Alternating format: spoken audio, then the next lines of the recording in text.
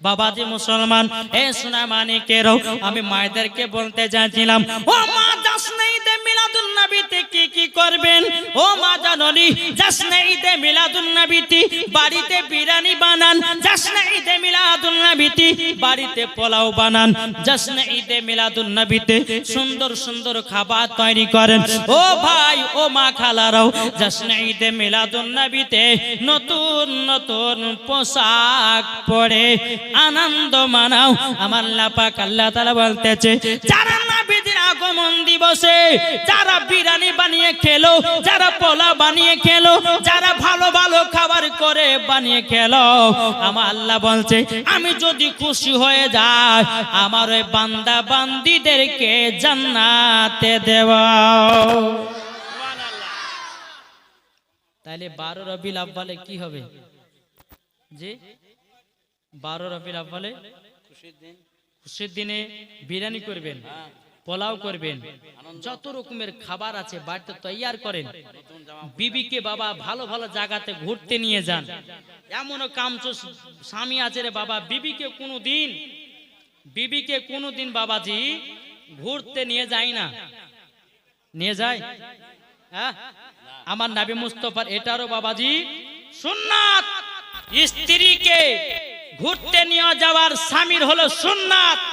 স্ত্রী যদি বলে স্বামী চলুন একটা পার্কে ঘুরে আসি, তাই বলে খারাপ পার্কে লাগে নাকি? বলছে যদি বলে যে স্বামী চলেন আমরা সিনেমার হলতে গিয়ে বই দেখাছি, এগুলো নয়। ভালো ভালো সফর করা হচ্ছে, এটা একটা ইবাদত। জোরে বলেন। আসুন বাবাজি একবার দরুদ পড়ুন, আল্লাহুম্মা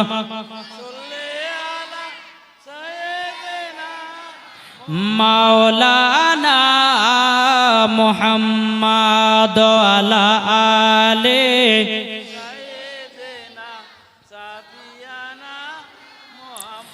মুহাম্মাদ সাল্লাল্লাহু তাআলা আলাইহি ওয়াসাল্লাম।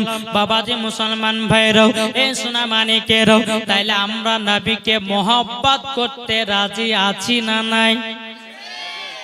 একটা হাত তুলে দেখেন। এই সোনা মানিকের ও আমার আব্বাজি মুসলমান ভাইয়েরা, আমার নবীজির বয়স যখন বাবা 6 বছর, হযরতে মা আমিনা জীবনে চালু করে দিলাম। ও ভাই একটু মন দিয়ে শুনবেন না ভাই, ও মা গালাও আপনাদেরকে বলতে চাই, মা রাতের বেলায় একটু যদি নবীর জীবনে শোনার পরে চোখের জল যদি ফেলাতে পারেন বাবা, ওই চোখের জলের দ্বারাতেই আপনার কবরের জাহান্নামের আগুন নিভায়া যাবে। হযরতে মা আমিনার কাছে বাবা এসেছেন, আমার নবীজি বলতেছে, বলো গো আমার আম্মা জান, ও গো মা জাননি আমার আব্বা জান কোথায়? আমার নবীজি হযরতে মা আমিনাকে বলছেন, বলো মা আমার আব্বা জান কোথায়? হযরতে মা আমিনা রাদিয়াল্লাহু তাআলা আনহা তিনি বলতেছেন, বলে বেটা, ও বেটা হঠাৎ করে তোমার আব্বার কথা মনে করালে কেন? হযরতে মা আমিনা রাদিয়াল্লাহু তাআলা আনহা তিনি বলতেছে, বলে এই বেটা বেটা তোমার আব্বার কথা মনে করালে কেন গো বেটা? আমার নবীজি বলতেছে, বলে মাও আমি কাবার কাছে বসেছিলাম, কত কত বাচ্চা ছেলেরাও সাফা পাহাড় মারওয়া পাহাড়ের উপর উঠতেছে। ও গো মা জাননি বাচ্চা বাচ্চা ছেলের বাপেরা পকেট থেকে খেজুর বের করে ও গো মা সন্তানদেরকে খাওয়াতেছে। ও গো মা আমার আব্বা জান কোথায়? হযরতে মা আমিনা রাদিয়াল্লাহু তাআলা আনহা তিনি বলতেছে, ও বেটা তুমি যখন আমার গর্ভে ছিলে তোমার আব্বা মুলকে শামে ব্যবসা করতে গিয়েও আর মক্কায় ফিরে আসলো না। আমার নবীজি বলছে, মাও আমার আব্বা জানের কবরখানা জিয়ারত করতে যাব। জোরে বলেন। এ সোনা মানিকেরাও, হযরতে মা আমিনা রাদিয়াল্লাহু তাআলা আনহা তিনি বাবা চোখের পানি ফেলাইয়া বলছে, বেটা বেটা গো তোমার আব্বার কথা যদি মনে পড়ে আমার কলিজা যেন ফেটে, যেন আমার চিচির হয়ে যায় বেটা। ও বেটা, তোমার আব্বা আমাকে এতটাই মহব্বত করত, তোমার আব্বার কথা যদি মনে পড়ে যায় আমি সইতে পারি না। আমার নবীজি বলছো গো মা জননী, মা আমার আব্বা জানের কবরখানা জিয়ারত করতে যাব। হযরতে মা আমিনা রাদিয়াল্লাহু তাআলা আনহা তিনি বলতেছে, বলো গো আমার বেটা, তবে শোনো গো, আমরা যদি তোমার আব্বার কবর জিয়ারত করতে যাই, আমার শ্বশুর আব্বা হযরতে আব্দুল মুত্তালিবের কাছে ছুটি নিতে হবে। চলো চলো যাই। টুক টুক টুক টুক করে হযরতে আব্দুল মুত্তালিবের কাছে গেছেন। যাওয়ার পরে বলছো গো আব্বা হুজুর, আপনার পোতাও আপনার ছোট বেটার কবর জিয়ারত করার জন্য যাওয়ার আবেদন করেছে। হযরতে আব্দুল মুত্তালিব বলছো গো ও আমার আমিনা, তবে শোনো গো শোনো, আমার ছোট বেটা আব্দুল্লাহর কথা মনে পড়লে পরে আমাকে মুলকে সামে যেতে দিতে ভালো লাগে না। ও বৌমা আমিনা, ওখান থেকে গেলে আর কেউ ফিরে আসে না। বেরাদার ইসলাম মাদান সামানি কিরাম, হযরত মা আমিনা রাদিয়াল্লাহু তাআলা আনহা তিনি বলতেছে, বলো গো আমার আব্বা হুজুর, ও গো আব্বা হুজুর, আমার মার বাড়ি তো হলো সোনার মদিনায়, প্রায় 8 বছর ধরে মার বাড়িতে যাই নাই। ও গো হুজুর, একটু যদি যেতে দিতেন, আমার মার বাড়িতে 1 মাস থাকার পরে আবার মক্কাতে রওনা হতাম। আমার হযরত আব্দুল মুত্তালিবকে দেখে দেওয়াল জায়গা ছোট বৌমা আমিনা, আমার ছোট বেটা আব্দুল্লাহ যখন মুলকে সামে গেল গো, আমার মনটা জানো এতটাই খারাপ হলো, আমি বুঝে গেলাম আমার ছোট বেটা আব্দুল্লাহ আর ফিরে আসলো না। আমার নবীজি বলতেছে, ও গো দাদা জান, আপনি একবার আমাদেরকে ছুটিটা দিন, আমার আব্বা জানের কবরখানা জিয়ারত করতে যাব। এখন অনেক ব্যক্তি দল বানিয়েছে, তারা বলছে কবর জিয়ারত করা চলবে না, আছে না নাই? বলছে কি বলছে না? জি বলছে, বলছে কবর জিয়ারত করা যাবে না, আজান দেওয়া যাবে না। এ বোকা, আজান দেওয়া যাবে না, করোনা ভাইরাস তো খুবই তো আজান দিয়েছে। আপনাদের এলাকায় আজান দিয়েছে? জি, করোনা ভাইরাস আজান দিয়েছিল না? না জি, প্রত্যেকটা এলাকাতে বাড়িতে বাড়িতে করোনা ভাইরাসের সময় আজান হয়েছিল। আজান হয়েছিল, আপনারা হয়তো জানেন না। সারা পশ্চিম বাংলাতে সমস্ত জায়গাতে বাবাজি বলছে করোনা ভাইরাসকে দূর করতে গেলে পরে তোমরা কি করো, বাড়িতে বাড়িতে আজান দাও। সেটা মানতে পেরেছো? আর 10 জায়গাতে আজান দেওয়া যায় যাতে তোমরা সেটা মানতে পারো না। হাদিস পড়ো না, কোরআন পড়ো না, তাফসীর পড়ো না, বুখারী পড়ো না, তিরমিজি পড়ো না, আবু দাউদ শরীফ পড়ো না। তার পড়ে কি? এটা ধুড়ে বলে পাই না। আরে ধুড়ে পাও না, আমাদের কাছে আসো, তোমাকে দেখিয়ে দিচ্ছি। হ্যাঁ বাবাজি, এরা বলছে কবর জিয়ারত করা যাবে না। বলছে বাপ, বলছে কেউ যদি মারা যায় তার নামে দোয়া খায়ের করা যাবে না। কেউ বলছে কেউ যদি মারা যায় তার জন্য 40টা করা যাবে না। বলছে না, বলছে না? জি, খবরদারি কথা শুনবেন না। 40টা করাও যায় যাচ্ছে, কুল খতম করাও যায় যাচ্ছে, মৃত্যুর পরে ফকির মিসকিনকে খাওয়াও যায় যাচ্ছে। জোরে বলেন। হযরত আব্দুল মুত্তালিব বলছে, বলে বোমা আমিনা, তাহলে যাবা তোমার মার বাড়ি? বলা হ্যাঁ। তো কো বলতেছে, নবী ছাড়া জান্নাত পাবে না, প্রিয় নবীকে ভুলে যেও না। নবীকে ভুলে যাবেন নাকি? নবীকে ভুলে গেলে এও কালো পার, পরও কালো, সব শেষ, কিচ্ছু পাবেন না। দেখো বলছে, নবী ছাড়ো জান্নাত পাবে না, প্রিয় নবীকে ভুলে যেও না। নবী ছাড়ো জান্নাত পাবে না প্রিয় নবীকে ভুলে যেও না আল্লাহ তাআলা বলেন কোরআনে আল্লাহ তাআলা বলেন কোরআনে যা আছে আসমান ও জমিনে সব কিছুই আপনার অধীনে প্রিয় নবীকে ভুলে যেও না নবী ছাড়ো জান্নাত পাবে না প্রিয় নবীকে ভুলে যেও না নবী ছিলেন যখন মায়ের পেটে নবী যখন ছিলেন মায়ের পেটে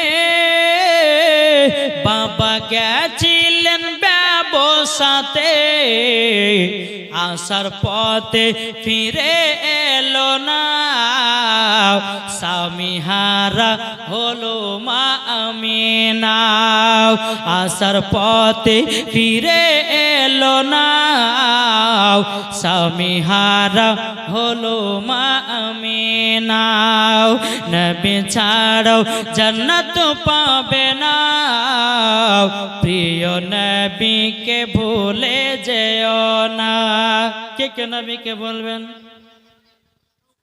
বলবেন বললে সব বেকার তাই কোনছেন আব্দুল মুত্তালিব কইছেন বাবা বলে ও গো আমিনা বাবা বলে ও গো আমিনা আমি থাকতে চিন্তা করো না যিনি আছে তোমারই গর্বেতে সারা বিশ্বের তুলনা হবে না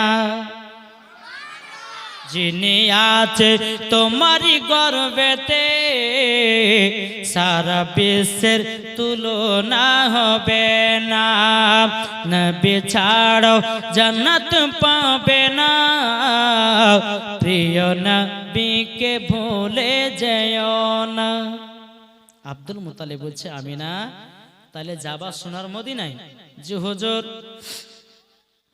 আব্দুল মুত্তালিব বলছে আমিনা কাতে একলা পাঠা হবে না একটা পুরুষের প্রয়োজন আছে না নাই আব্দুল মুত্তালিব মনে মনে চিন্তা করে বলে আল্লাহ গো হযরতে মা আমিনা তো একা মহিলা একা পাঠা যাবে না যাবে না যাবে না কাকে পাঠানো যায় যদি আমার বড় বেটা হানিসকে দি গ্রামের মানুষরা হয়তো বলবে দেখো দেওরে আর বইতে কি করতেছে সন্দেহ করবে না কি গো করবে আব্দুল মুত্তালিব রাদিয়াল্লাহু তাআলা আনহু তিনি মনে মনে চিন্তা করলেন কাকে দেব কাকে দি উম্মে আইমানকে ডাকলে এই উম্মে আইমান শোনো দেখো আমার ছোট বৌমা আমিনা সে যাবে মদিনা তিনার মার বাড়ি এবং আমার পোতাটা যাবে তিনার আব্বার কবর জিয়ারত করতে 1 মাসের ছুটি দিলাম তুমি নিয়ে যাও 1 মাসের ভিতরে আবার মক্কাতে পৌঁছে দিবা জোরে বলেন সুবহানাল্লাহ বেরাদান ইসলাম মুআদ্দান সাবানি کرام এ সুনামানি কেরো ওগো আমার আব্বাজি মুসলমান ভাইরাও উম্মে আইমানকে বাবাজি ডেকে নিয়ে আসা হলো ডেকে নিয়ে আসার পরে একটা উট হাজির করা হলো রে বাবা এই বাবা জীবনীটা মন দিয়ে শুনেন উট যখন বাবা হাজির করা হলো হাজির করার পরে হযরতে মা আমিনা রাদিয়াল্লাহু তাআলা আনহা বাবাজি তিনি উটের উপরে বাবাজি চড়েছেন পেছনে আছে আমার নবীজি উম্মে আইমান বাবা উটের লাগাম ধরে টানতেছে আল্লাহর কি কুদরত বাবাজি উটখানা আগে চলে না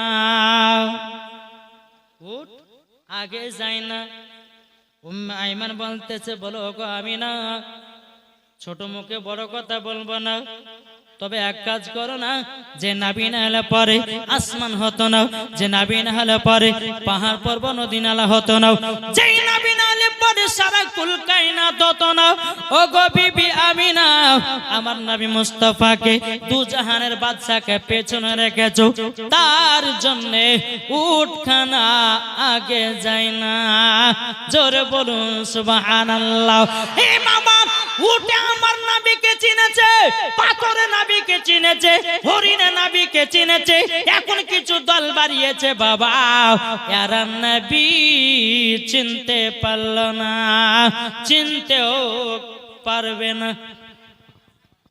কি গো,